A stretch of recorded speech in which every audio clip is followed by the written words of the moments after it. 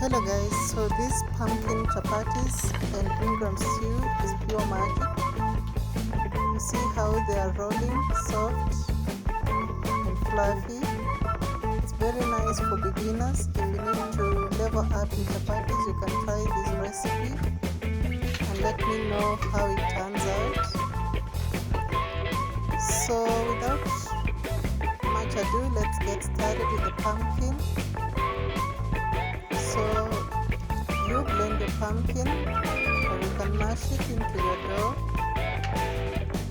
and after that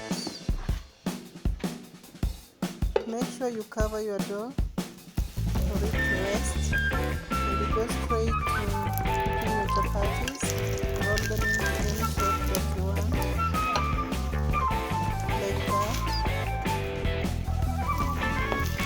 You see, so the pumpkin gives it a very nice color and it makes them very soft,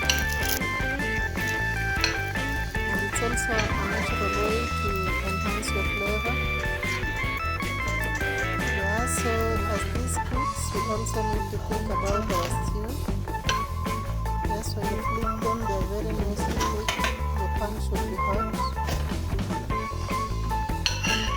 Okay, and there you have it.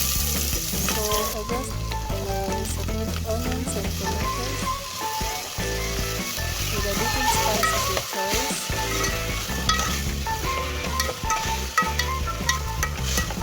I added in my green grams and the mix is ready.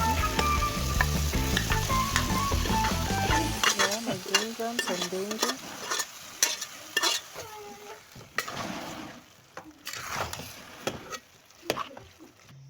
Cook it and add in water to your taste.